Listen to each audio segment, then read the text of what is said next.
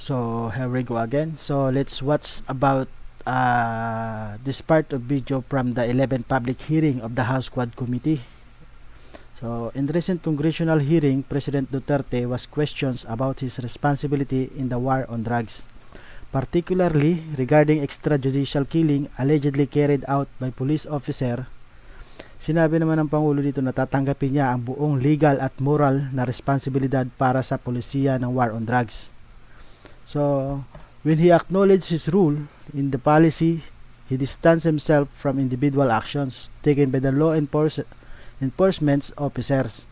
So, ayon sa kanya, hindi siya mananagot sa mga pagkilos ng mga pulis, lalo na kung lumalabis sila sa kanilang mga alituntunin.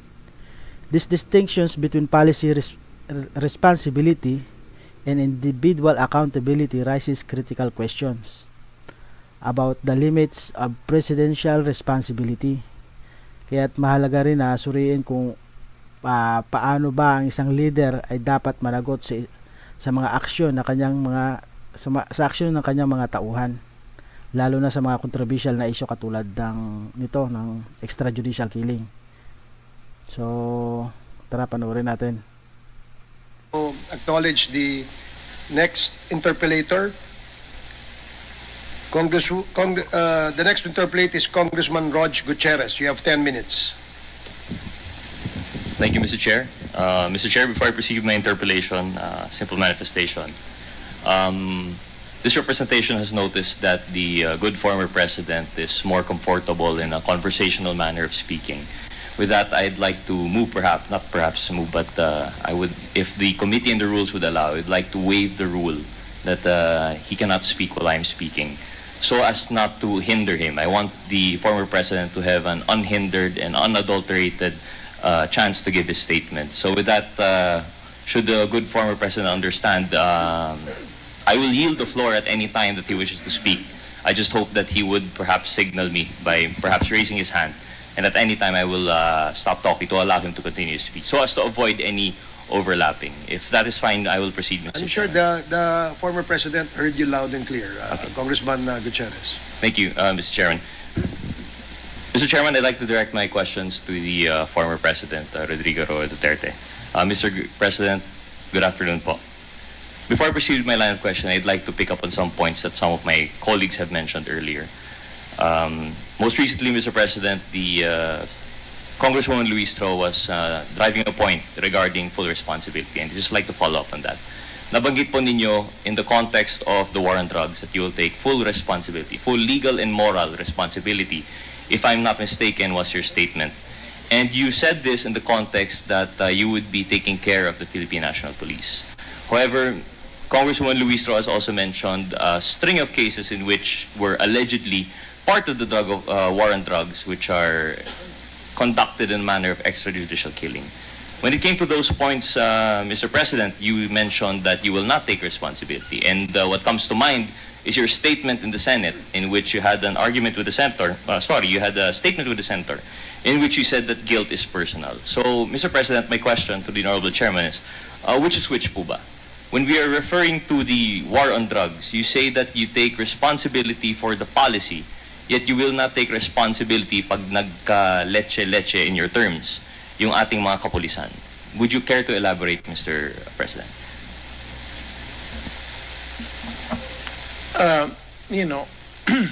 Nothing is perfect in this world. When the police go to an operation, there are guidelines, strict guidelines that they follow. But sometimes things go awry.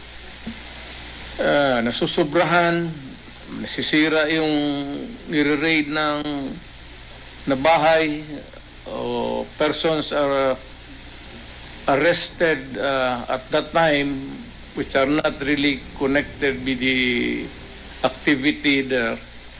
Pero hindi mo maiwasan eh. You know, ang trabaho ng police kasi, I'm not trying to protect them. But as a matter of policy, I have to understand kasi talagang ginigipit ko ang pulis magtrabaho.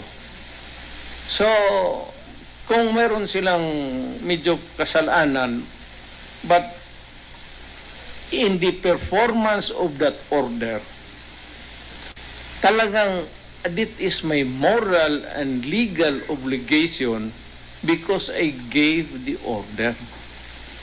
Then I have to protect them because that is my responsibility. Hindi ko pwede hindi ko pwedeng bitawan yung tao.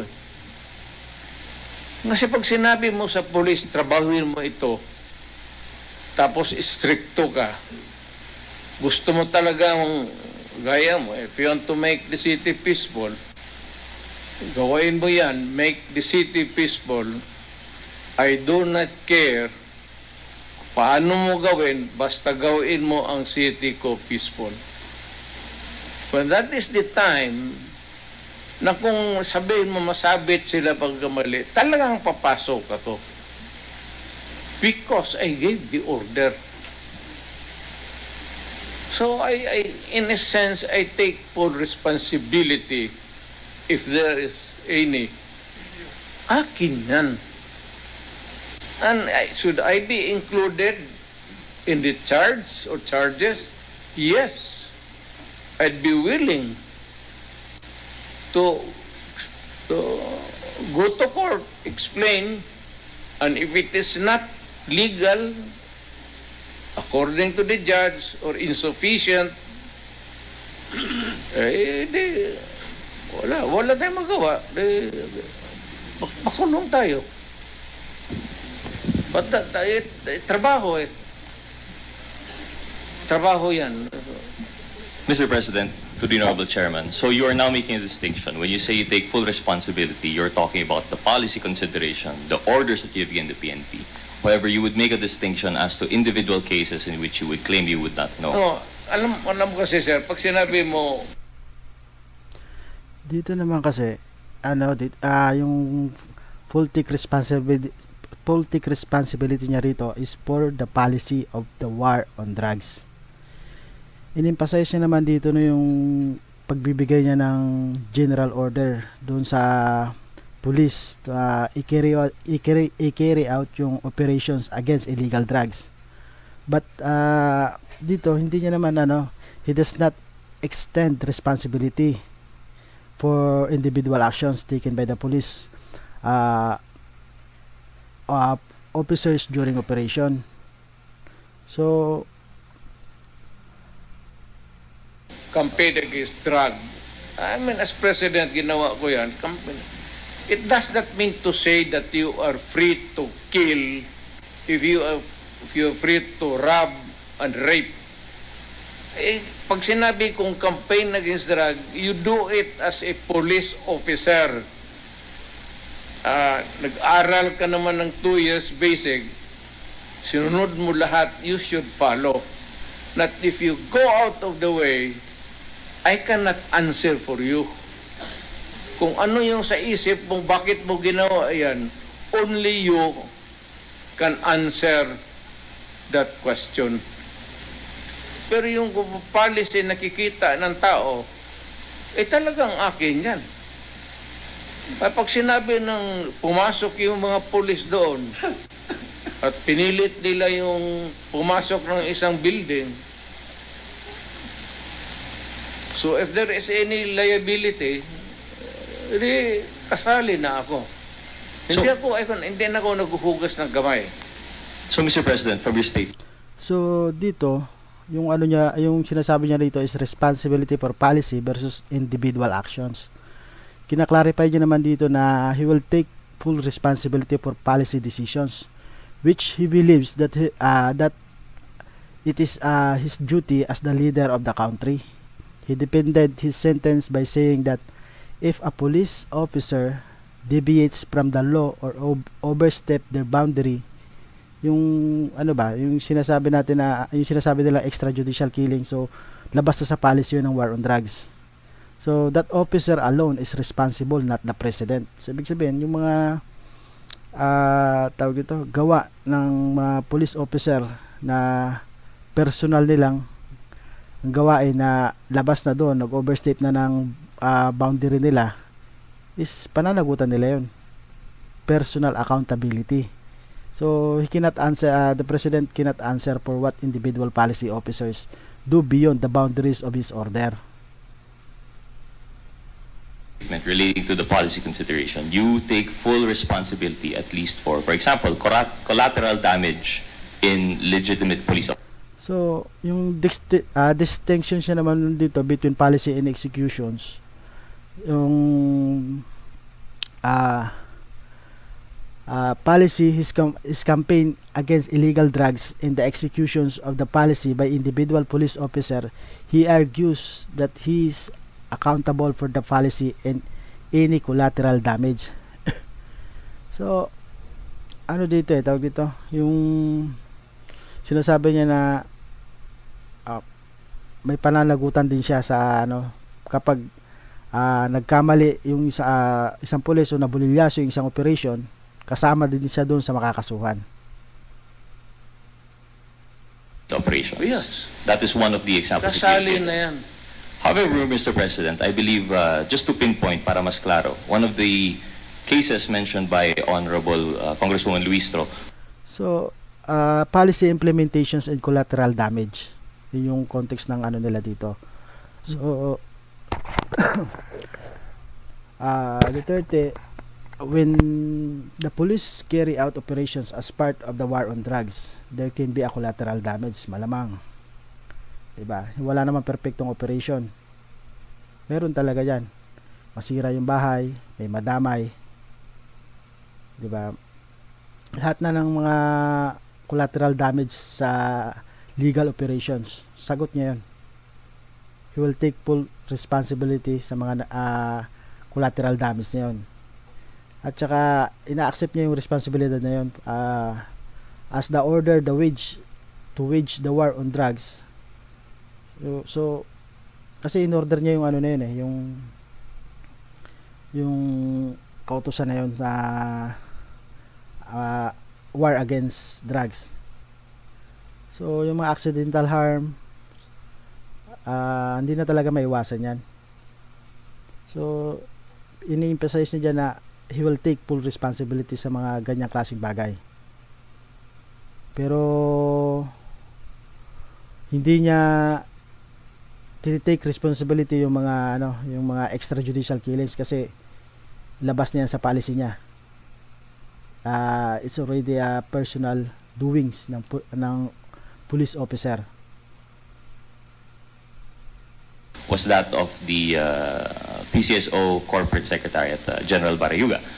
And for your enlightenment, Mr. President, the reason it was conducted, according to the witness, Colonel Santi Mendoza, is that he did it in the name of your order. He did it in the name of your war on drugs. Allegedly, he was given the order to conduct the hit, and it was part of the war on drugs. So what we see from that testimony, Mr. President, to the Honorable Chairman, is that because of your order and because of your statements and pronouncement, it has emboldened the police force to conduct these operations. And although you might not have personal knowledge of the same, and you might have not given the personal order, your subordinates, through the Chief PNP, through Colonel Leonardo, have allegedly conducted these operations. Now, in relation to that, you said that you will not take full responsibility for that case because you have no consideration, you have no participation as such. How now do we reconcile your acknowledgement of full responsibility for policy orders versus what is happening on the ground, Mr. President? When I say that I have faith in the police, when I order them to do something. Yan na kasi yung yung tinatawag nilang policy versus actions of individuals. Kasi yung binibigay niyang example dito o yung sinabi niya na itinanong ni Kung Luistro kanina is actions of individuals. Walang patunay na may order siya doon.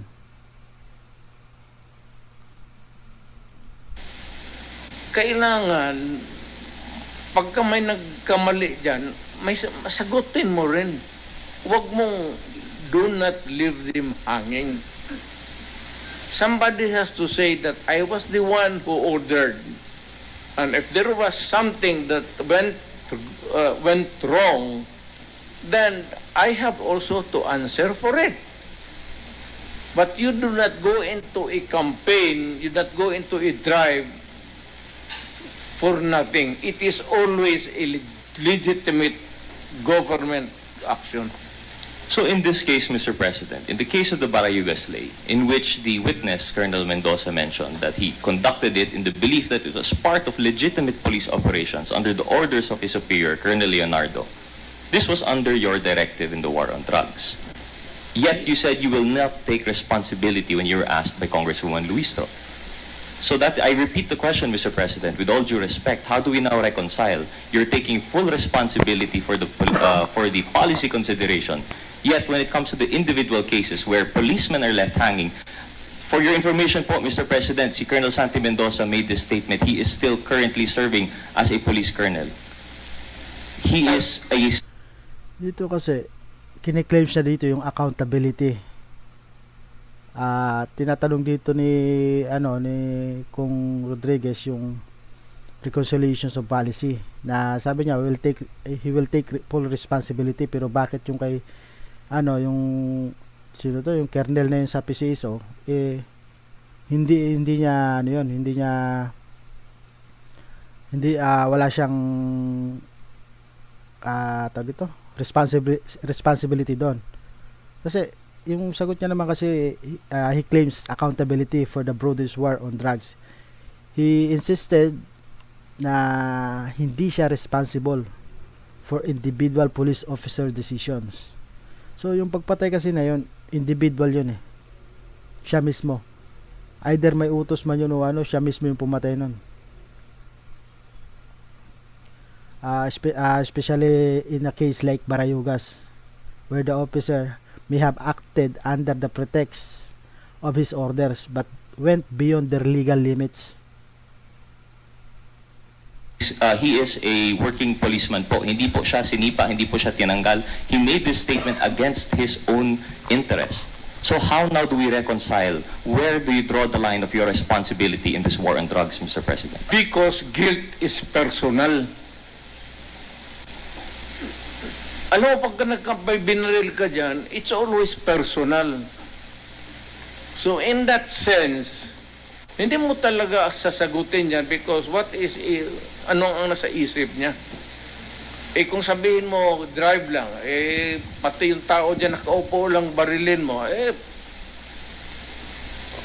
that is something, lumaban. Pero kung sabihin mo, ako ang nag-utos, I take full responsibility ng what happened.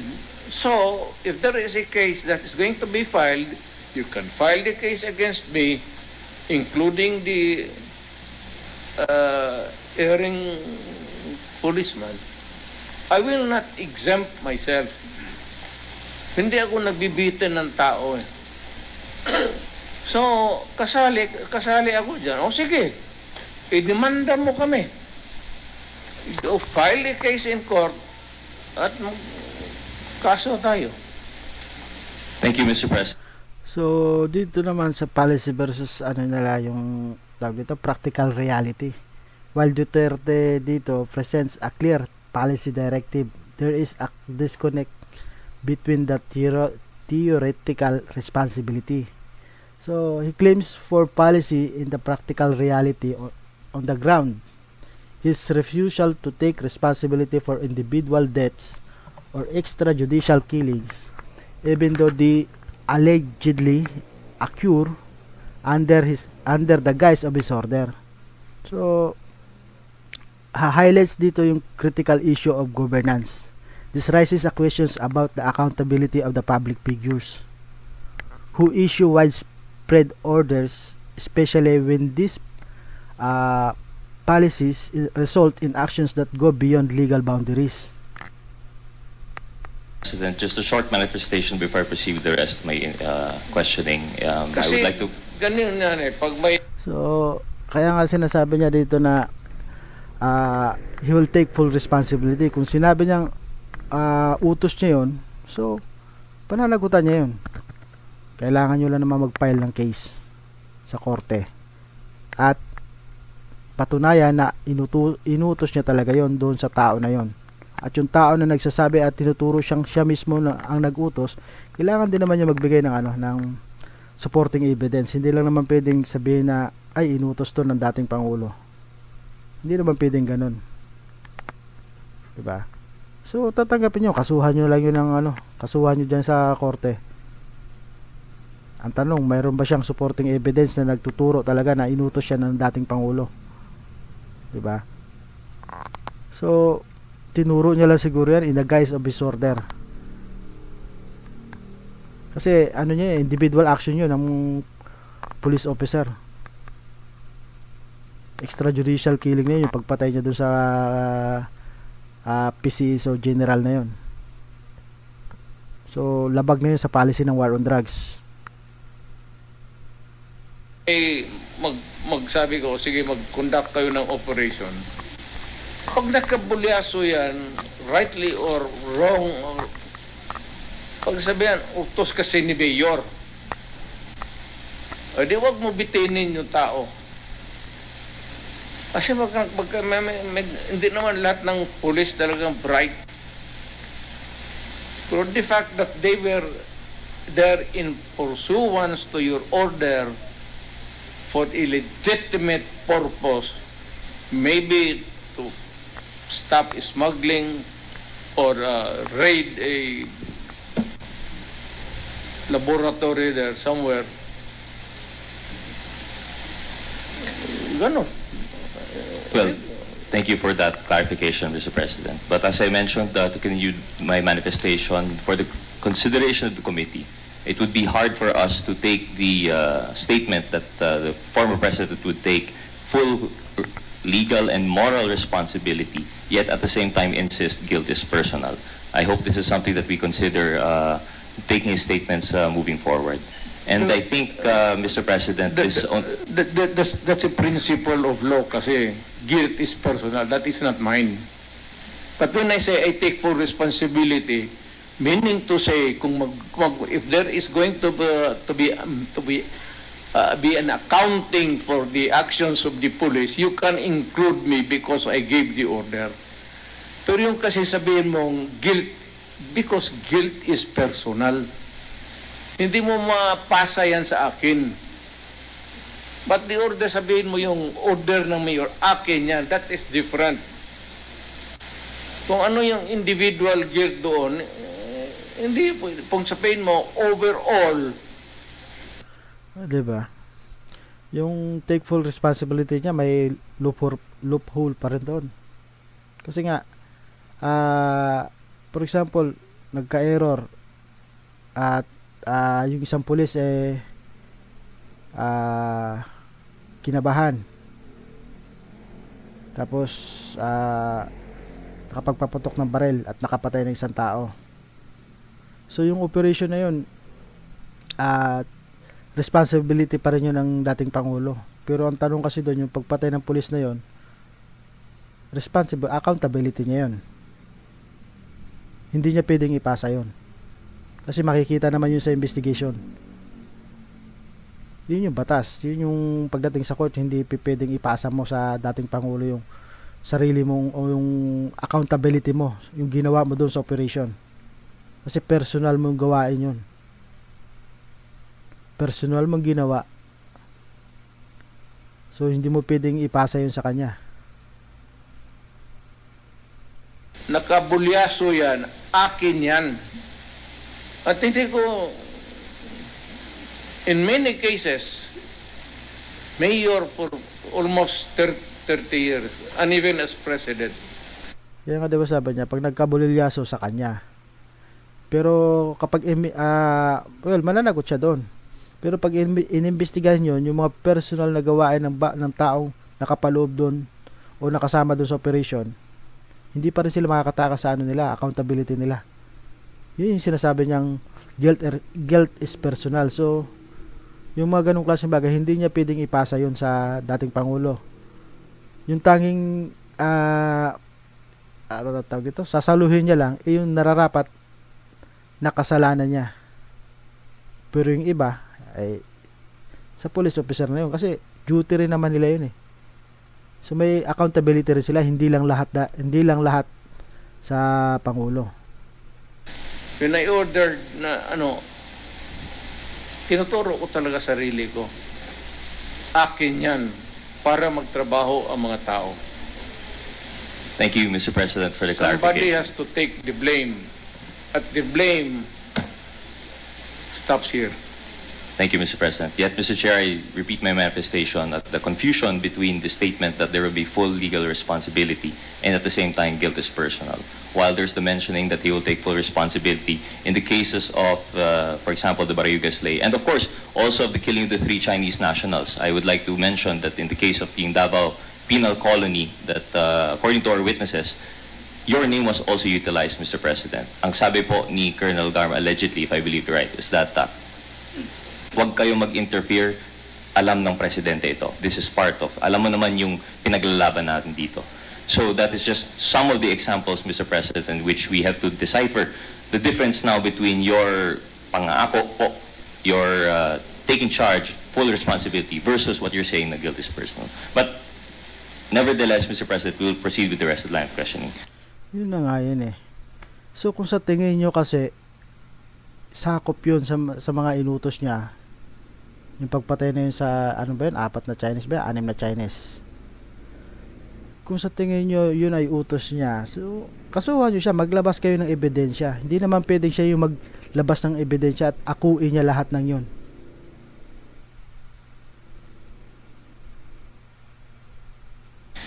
Mr. President, you made a statement prior, and I think Yung kasi yung papaako nyo sa kanya yung mga pero wala naman kayong nilalabas sa ebidensya. Sinabi niya na nga, sige, tatanggapin niya, haharapin niya. Kung ano mang kaso ibigay sa kanya, i-file sa korte. So ano pang ginagawa nila? this was brought up by Congressman Abante regarding yung sa helicopter po. Puro chismisa na lang dyan sa Congress. And I think you affirmed this. You mentioned that if you are corrupt, I will fetch you using a helicopter to Manila and I will throw you out. I have done this before, why would I not do it again? And you mentioned, Mr. President, earlier that this is hyperbole. You said, istorya lang po. You stand by this, Mr. President, through the Honorable Chairman. Patakot lang man yun. Patakot. And at this time, this was at a formal event po, no? You made this statement while you were already President. Was that correct? Yes. And you would often make use of hyperbole and istorya na panakot, whether it's in a speech, whether it's a media press conference, and you would choose there's no distinction between formal and informal events in your Yes. utilization of such stories. Yes. Thank you, Mr. Chair. Mr. President, with that said, how do we reconcile sometimes that you would say, and I think just a manifestation, there were some mentioning of the previous administration that actually the job of the presidential spokesperson was the presidential translator. Minsan po, there had to be a distinction when you were joking or not. Yet, when you were giving your orders to the PNP, Malalaman mo naman kasi yun kung nagjo-joke ka lang o hindi. Diba? Kasi dun sa mga sinasabi niya, kaya niya bang gawin yun? Sa kanyang power in public? Diba? Hindi. So, ibig sabihin, nagjo-joke lang yun. Katulad yung mag-ride siya ng jet ski papuntang at dali niya yung plug doon. Tingnan mo, sino yung gagawa ng ganun? Diba? Istorya lang yun. Malalaman mo kagad na istorya yun kasi hindi pwedeng gawin pero sobrang nakakahiya na pag ginawa yun.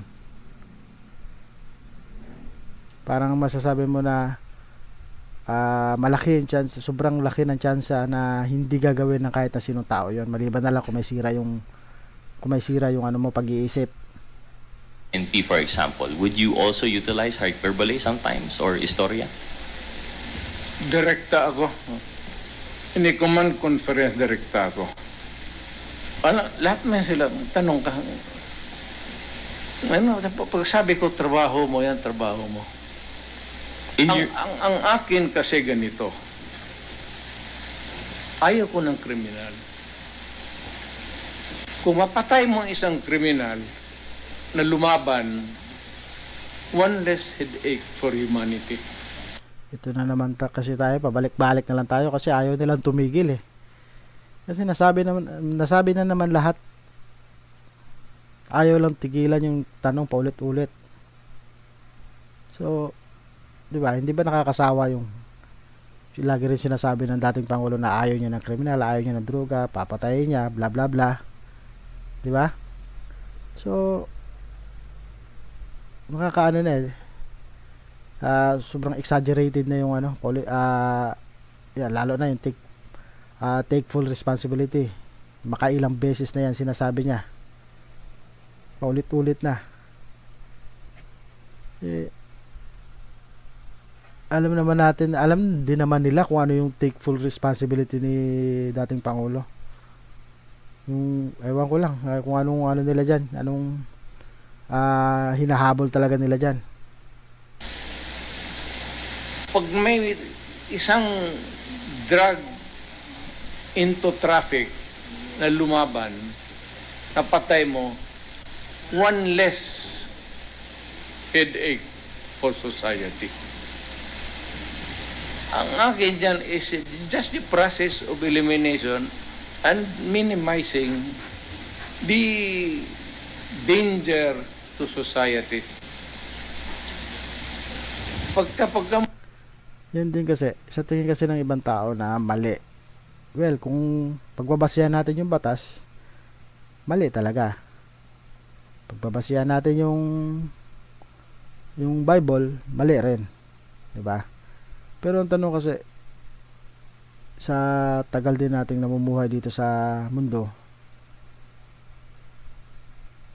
alam natin na yung law at saka yung Bible minsan hindi rin nasusunod. Kailangan mo talaga mag exert ng extra force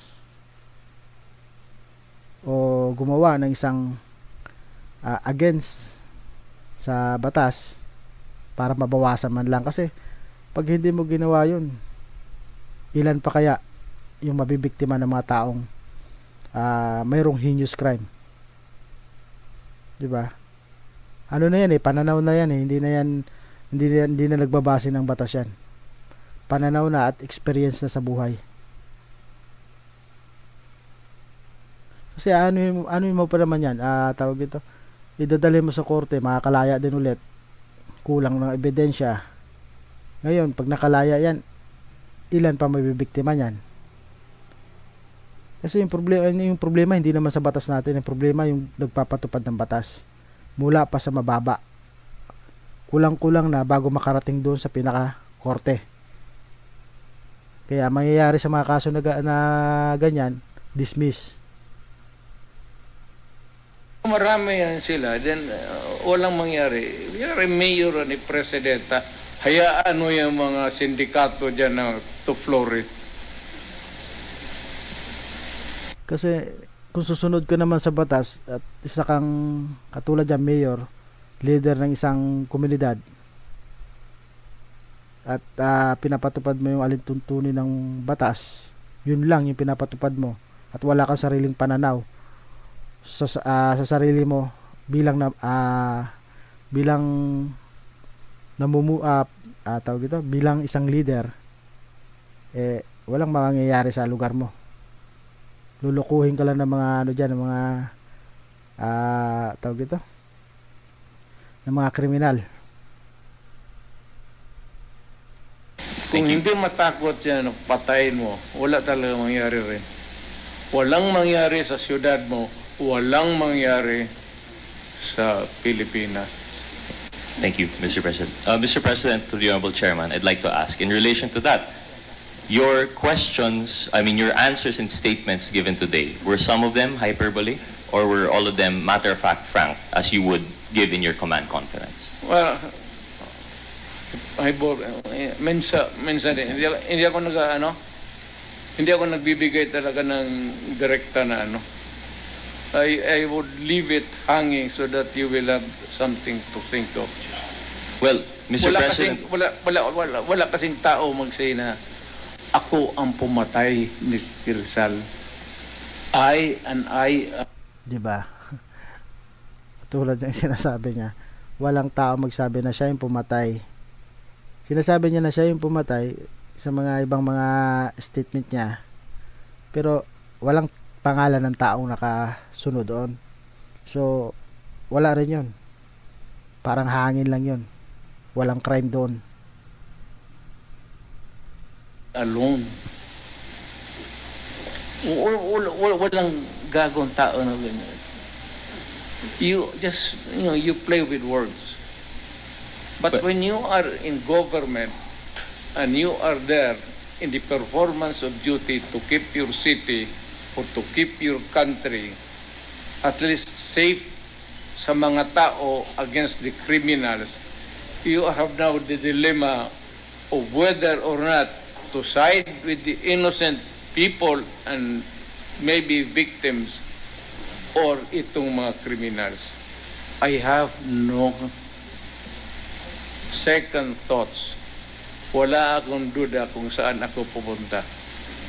Dito ako pupunta sa tao, kaya maganda ang syudad ko when I became mayor. Maganda ang Davao. Yung na-presidente ako, minus-minus ang sindikato. Kasi alam ng mga tao, pinatay ko sila. Mr. President, thank you for being candid. And you just mentioned now that sometimes you admitted, even in this proceedings that we have, that you would mention things that are hyperbole. However, Mr. President, I would like to respectfully remind you, to the Honorable Chairman, that you are under oath. And I think the play on words would have to be at a minimum because anything that you say here will be taken at its face value. With that said, Mr. President, I'd like to reiterate that reminder with the rest of my following questions. I hope there would be no hyperbole, and I hope that is made understood. I welcome any accusations in court in connection with this and other proceedings which I gave the same statement. Thank you. Mr. President, my next few questions. they are not- Trabaho ko yun. Yes. Trabaho ko yun. My line of questioning will not be accusations. Actually, I will just be asking you about statements that you've made earlier to confirm whether or not they were hyperbole and the facts surrounding the same. So with that, I'd be proceeding, Mr. Chairman. Mr. President, earlier, Chairman Dan Fernandez had this question, and you affirmed that when you were mayor, you would go around in your motorcycle and you would be looking for trouble, literally looking for these criminals. And you mentioned that sometimes you would find them and you would kill them. Was that hyperbole, Mr. President? Not necessarily. Yung enkwentro lang. Nakamotor ako, pagbababa ako, magparking ako, tapos lapitan ko sila. Yung iba magtakbo, yung iba hindi. Minsan, may makita ako na magbunot ng baril. Lumalaban. Hindi naman ako masyado praktisado sa barilan, pero alam ko na pag ganun ang sitwasyon, you're in danger of losing your life. Mr. President, in these times na rumuronda po kayo naka-big bike and you've had these encounters, Ayan kasi yung ginagawa niya na yan na magruronda siya ng big bike. Dalawa kasi yung ano dyan. Sa opinion ko lang dalawa yung layunin. Yung una magpapabiktima. So para manlaban siya. 'Di ba? Makahuli ng mga mabawasan yung ano sa city niya. Yung mga siraulo diyan.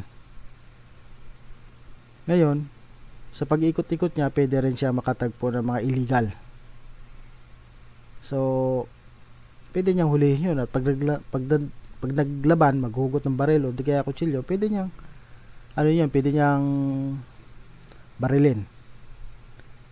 Yun yung layo niyan pag magruronda ka dyan. Pero, kakibat nun, pwede ka rin mamatay doon sa ginagawa mo. Kaya nga sabi ko kanina is lang yan, yung pananaw lang yan sa buhay. So kung desidido ka dyan sa ginagawa mo, well, tanggap mo rin na pwede ka mamatay dyan sa ginagawa mo. how many persons have you killed, Mr. President? Wala akong accounting dyan. With no hyperbole, Mr. President, would you know? Wala talaga akong Maybe 3/4, gano'n. Yung direct talaga na encuentro. Three-fourths of what po, Mr. President? Again? You mentioned three-fourths or 3 or 4. Hindi, ibig sabihin ko, iba-ibang situation. But I mean, how many have you killed, Mr. President, Yan in nga, these situations? 3 or 4, something like that. 3 or 4 incidents. And in these 3 or 4 incidents, Mr. President, were they all caught in flagrante delicto? Yeah, Meaning they well- were in commission of the crime? I would never kill an innocent. Hindi ako gago magbaril ng tao. Sabi mo nakatali, yung extrajudicial killing niya, sabi mo na nakapusas tapos barilin. Hindi ka lalaki. Ginagawa nyo naman bugok yung tao. Sino naman kasi, kahit sino naman tao na matino yung pag-iisip, wala naman papatay ng basta-basta. Niya. Thank you for the clarification. That's not a job. Huwag na lang yung sabihin nung tanggalin mo na lang yung mayor tapat yung pagka-police mo. Hindi, that's not a job of pagkalalaki ka, hindi mo gawin yan. So, Mr. Chair, they were caught in flagrante delicto, meaning in the commission of the crime, at you would say na in all these cases, nanlaban po sila, yung 3 or 4. Bumunot po sila ng baril. Yes. Sa Dumoy. Mr. President, in these 3 or 4 cases of... Ang problema lang yan is actually anim ba yun ang namatay? 4 lang ang baril. So, ibig sabihin, hindi lahat nakahawak. But the problem is when there is youth out, ang bala naman hindi talaga namimili. So if you are concentrated on one space, tapos nagputok ka na, mabuti sana kung isang bagbang, kung armalighted, brrr. So, Mr. President, you're saying in these instances of your vigilante nights na nakabike po kayo, minsan may collateral damage po? Wala. None. Wala. So, in these 3 or 4 cases that you mentioned na may pinatay po kayo ng laban, were cases filed against you for homicide? Wala rin. Isn't it the job of the prosecutor to, if pag may namatay, either homicide or murder, that they would file the case and you would prove your defense in court? Si Pael ko yung prosecutor, bakit niya ako na ngayon ng laban, tapos ako pa i-prosecute mo?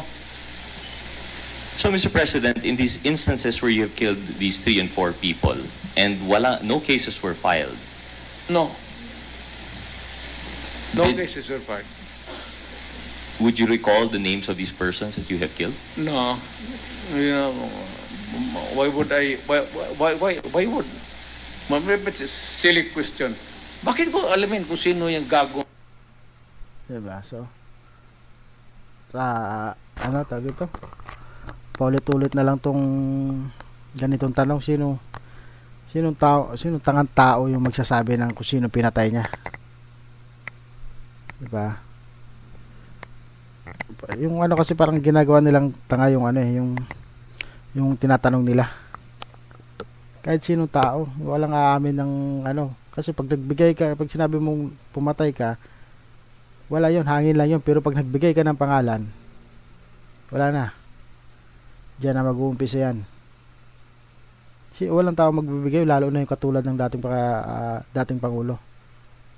So, tapusin natin dito. Let's conclude this, ano bang meron dito. So, in this video, Duterte approach emphasize and importance of decisive leadership, where he takes responsibility for setting police policies while trusting others to implement them. This shows his confidence in the chain of command and his clear focus on the bigger picture. So, pinapakita dito ang kanyang mataas na tiwala sa mga opisyal na nagpapatupad ng kanyang mga utos sa mga pulis, at ang kanyang pagtuon sa mas malawak na interes ng bansa. Sa ganitong paraan, naipapakita niya ang lakas ng liderato sa gitna ng mga war on drugs. So leaders like Duterte maybe understand that micromanaging every actions would weaken their ability to govern effectively. His stance reflect a leader who prioritize vision over control of every detail. So hanggang dito na lang tayo.